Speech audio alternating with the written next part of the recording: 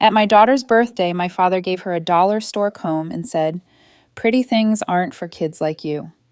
My kids started crying. My sister burst out laughing. 30 minutes later, no one was laughing when I pulled the envelope from my bag.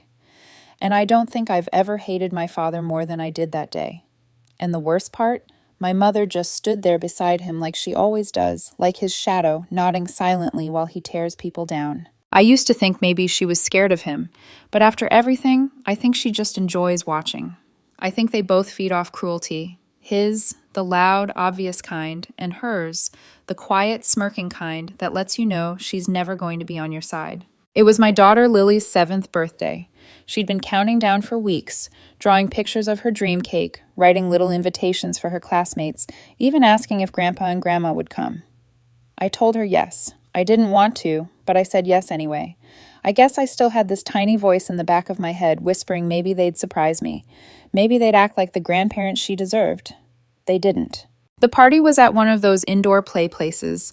Bright foam mats, jungle gyms, music playing over the speakers. I'd spent more than I should have, but Lily was glowing, running around in her sparkly birthday dress, squealing with her friends. For a minute, everything felt good. Then my parents walked in. My dad was holding a wrinkled plastic bag from the dollar store. My mom had that same tight smile she always wears in public. No gift wrap, no card, no effort. Just the two of them looking around like they were the ones being celebrated. Lily ran up to them, bouncing on her toes. He handed her the bag without even kneeling down. She reached in and pulled out a broken pink comb, the kind that's already cracked before you even leave the store. It still had a clearance sticker on it. And dust. There was a weird pause. Then he said, loud enough for everyone to hear, "Pretty things aren't for kids like you." I swear time stopped. Lily stared at the comb. She looked up at him, then over at me. Her lip was trembling. Jenna, my sister, burst out laughing. Her twins joined in, loud and obnoxious. My mother didn't say a word. She just stood there watching, like this was the most natural thing in the world. I didn't scream. I didn't throw the comb. I didn't grab my father by the collar like I wanted to. I just knelt down next to Lily and told her to come with me. We went to the bathroom. She cried. Not loud, just the kind of crying that makes your heart sink. Quiet, embarrassed, confused. I wiped her face and told her the truth. Some people don't know how to be kind, and it's not her fault. She nodded, brave as ever. She asked if she could still have cake. I told her she could have 2 slices. Back in the party room, things had moved on like nothing happened. My dad was holding court at one of the tables, telling some stupid story. Jenna was gossiping with 2 other moms. My mom was already sitting with a plate of pizza, acting like she'd had a hard day. But I was done pretending. I waited until after the cake. I didn't want to take that from Lily. She'd gotten a beautiful custom unicorn cake, exactly the one she'd drawn. She smiled again when we sang. That gave me the push I needed. When the candles were out and people were settling into that after-cake lull, I stood up. I pulled the envelope from my bag, walked right over to my father, and handed it to him. He squinted at it, confused. I told him to open it. Inside was a document he hadn't seen in years, the one I'd been waiting to use. The deed to the house he and my mother lived in. The house they called theirs. The one they'd always threatened to pass down to Jenna. Only it wasn't theirs. It was mine.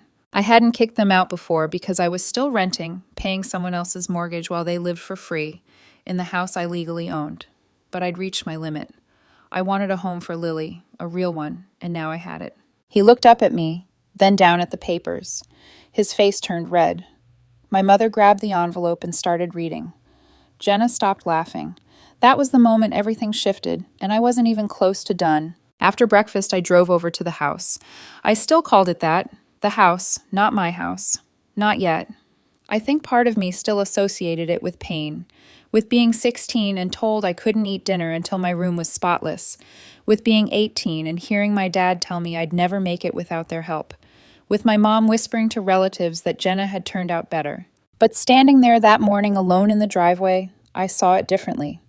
This was the place where my daughter was going to learn to ride a bike, where we paint the walls any color we wanted, where nobody would say she wasn't pretty enough, smart enough, or good enough. I went inside with a box of packing tape and started emptying their things. The hideous floral couch, gone. The dusty ceramic figurines my mom lined up on the mantel, Gone. My dad's recliner, the one he sat in while he made me feel small, out on the curb by noon. I hired movers to take everything else to a storage unit. I didn't throw anything away. I wanted to, but I wanted this done clean. My lawyer warned me there'd be resistance, that they might try to contest the will, but the documents were airtight. Witnesses notarized. Grandma left no room for interpretation. She knew what they were like, and she chose me. They just never thought I'd use it. But I wasn't that scared, obedient girl anymore. I was a mother now, and I was going to finish what I started a long time ago. I was quiet. Too quiet. They didn't call. Didn't show up. No threats. No letters. Not even a drive-by. My lawyer said that was a good sign, but I knew better. They were planning something. My parents didn't go down without dragging someone through the mud, usually me. I kept packing the house, slowly turning it back into a home. One afternoon, I found a photo album wedged behind a cabinet in the hallway closet. It was one of the old ones. Before Jenna started getting all the attention, before everything got cold, there were pictures of me, with birthday hats, gap-toothed smiles, and cake on my face. My mom actually looked like she was laughing in one of them. Not posing, laughing. I almost put the album in the trash, but I didn't. Later that week, Lily and I were at the house. I was scrubbing down the baseboards in what would soon be her room when she called me from the kitchen. She said someone was knocking. I came around the corner and stopped cold. It wasn't my parents. It wasn't Jenna. It was my uncle, my dad's brother. Uncle Mike had always been the outlier. He lived 3 hours away, showed up at weddings and funerals, and never really took sides. I hadn't seen him in 5 years. He looked uncomfortable, like he didn't want to be standing there, but had made himself do it anyway. He said he was in town for work, that he'd heard some things, that maybe I could help clear them up. I let him in. Lily went back to coloring on the floor. He sat down and pulled out a folded piece of paper. It was a printed email from my dad. I didn't even need to read it to know what it said. According to my father, I'd forged documents, manipulated Grandma when she was no longer mentally capable, exploited her while she was sick and confused. That I tricked a dying woman into giving me her house. It was disgusting. But here's the part I didn't see coming. Uncle Mike didn't believe him. He said the letter made no sense. Grandma had always been sharp, sharper than both of them. Honestly, she'd once caught Uncle Mike trying to sneak a cheap TV into her assisted living unit and made him return it because it sounded too hollow. That's the kind of mind she had. Deliberate, stubborn. Then he said this, "You know they're planning to take you to court, right?" I did. My lawyer had warned me, but hearing it from someone in the family made it real. Uncle Mike shook his head and muttered something about them digging their own grave. Then he told me something else. Apparently my parents had been lying about ownership for years, not just to neighbors and friends, but to the bank. They'd taken out a line of credit on the house years ago, claiming it was theirs. And now, with the eviction in motion, the bank was asking questions. Questions they couldn't answer. That part wasn't in the email. Uncle Mike heard it from a cousin who worked in lending. They'd committed fraud. And now they were caught between losing the house or losing everything else. I thanked him, not sure what else to say. He looked like he wanted to do more, but didn't know how. Before he left, he knelt down next to Lily and handed her a little wooden elephant from his travels. She beamed. He stood up and said, "That's how you treat family." I locked the door behind him. For the first time, I felt something I hadn't let myself feel in months. I was winning. But I also knew this wasn't over, not by a long shot. They were backed into a corner now, and people like my parents, they only get nastier when they have nothing left to lose. The lawsuit came on a Friday. Certified letter, hand-delivered to my door while I was making pancakes. Lily was sitting on the floor in her pajamas, building a tower out of markers. I opened the envelope while the pan was still hot, and for a second I just stood there staring at the ridiculous list of accusations. Fraud, coercion, elder abuse. They were suing me over a house I legally owned. I called my lawyer. He wasn't surprised. He told me they tried to drown me in paperwork, delay the eviction, make it look like I was the villain. My parents weren't trying to win. They were trying to exhaust me, drag it out, stall, hope I'd cave or settle, but I wasn't backing down. The next week, I drove by the house to meet with the locksmith and change the code on the garage. That's when I saw the sign. A big white sign staked in the yard. For sale by owner. A phone number scrawled in black marker. They were trying to sell my house. I nearly laughed. The desperation was so blatant, it was pathetic. I called the number on the sign. Jenna answered. She sounded smug, like she'd been waiting for this moment. She said they already had an interested buyer, that it was funny how quickly things move when you deal with adults.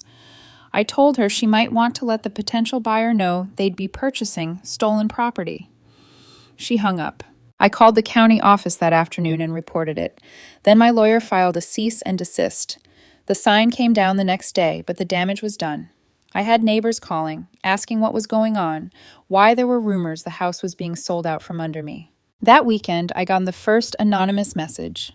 It wasn't from a stranger. It was my mom's handwriting, folded into my mailbox with no envelope. It said, "You're sick. You're ruining your daughter. We pray for you daily." I shredded it. Didn't even let Lily see it, but I kept the pieces, just in case. Then came the most unexpected part. People started taking my side. Aunt Nancy, my mom's own sister, called me and said she wanted me to know the truth, that Grandma did talk about the will before she died, that she made her decision because she didn't trust my parents not to screw it up, that Jenna wasn't even considered. She said, "You had the most to lose," Nancy told me, "and the most heart." Then my cousin Denise called to say she'd help if I needed a place to store stuff or needed someone to sit with Lily during court dates. She said she couldn't believe the way they were treating us, that everyone always thought Jenna was the golden child. But it turns out gold flakes off real fast when people look too close. The silence I'd lived in for years was cracking. And behind it, there were people who'd always known something was wrong. They just never thought I'd fight back. But there was still one person who hadn't said anything.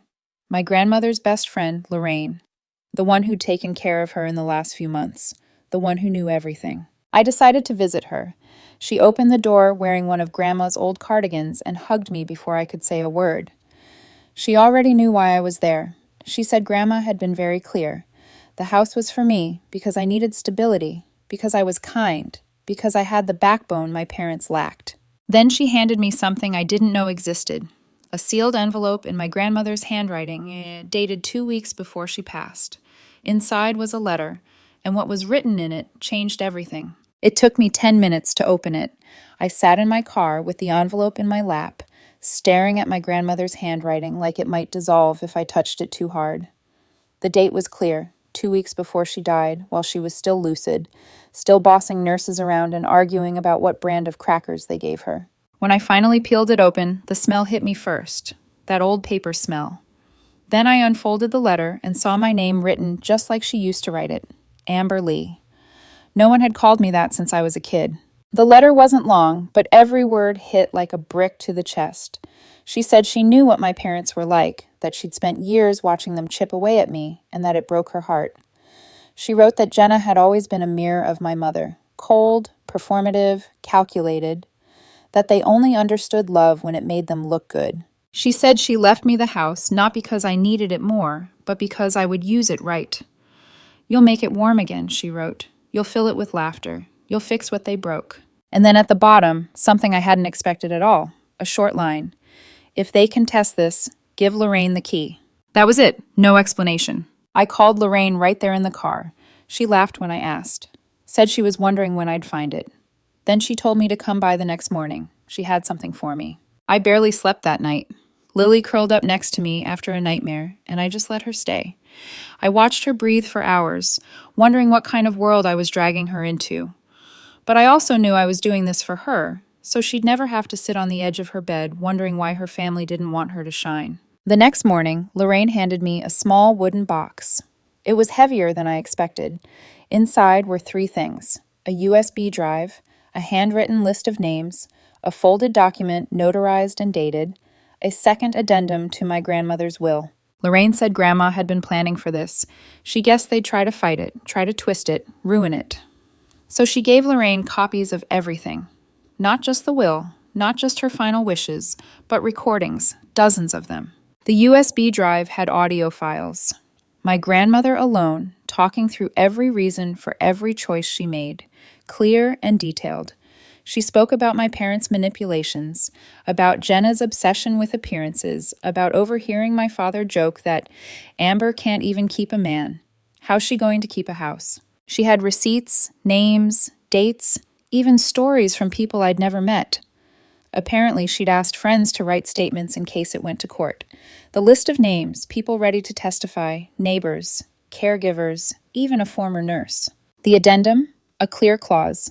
If the house was ever contested in court, a full secondary clause would go into effect. In that clause, my parents and Jenna would be permanently disinherited from anything tied to her estate, including remaining trust funds, including life insurance payouts, including the land in Arizona they'd always planned to retire on. I sent everything to my lawyer.